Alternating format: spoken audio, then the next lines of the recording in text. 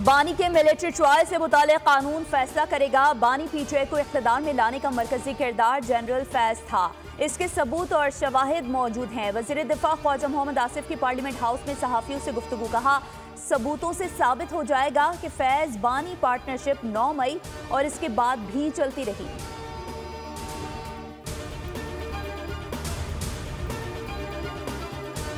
पाकिस्तानी मईशत इस्तेहकाम की जानिब गामजन। एप्सोस global consumer confidence index की चौथी सहमाही रिपोर्ट जारी।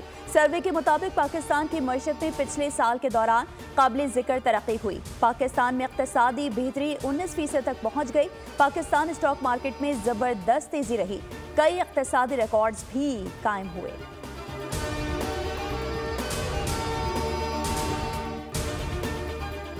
और कराची में ट्रैफिक हादसात में कीमती इंसानी जानें ज़ाये। गुज़िश्ता 24 घंटों के दौरान मुख्तलिफ हादसात में खातून और कमसिन बच्चे समेत 10 अफराद जाँ बहक हुए। ज़्यादातर हादसे हैवी गाड़ियों की तेज़ रफ्तारी के बायस पेश आए। जाँ बहक होने वालों में मोटरसाइकिल सवारों की तादाद ज़्यादा है। कराची पुलिस चीफ जावेद आलम ओढ़ो ने ट्रैफिक हादसात की बड़ी वजह सड़कों की तामीरात और हैवी ट्रैफिक को करार दे दिया। कहा, हैवी गाड़ियों पर कंट्रोल करना है। क़वानीन के खिलाफ वर्जी पर चालान बढ़ाए गए।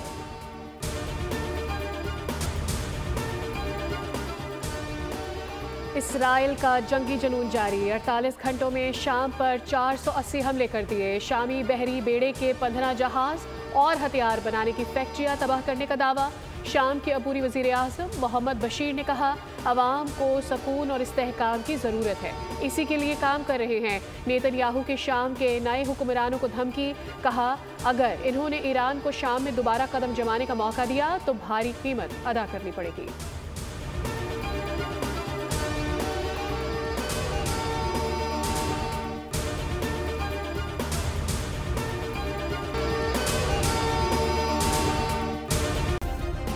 सब्सक्राइब करें और बेल दबाएं ताकि कोई खबर रह न जाए।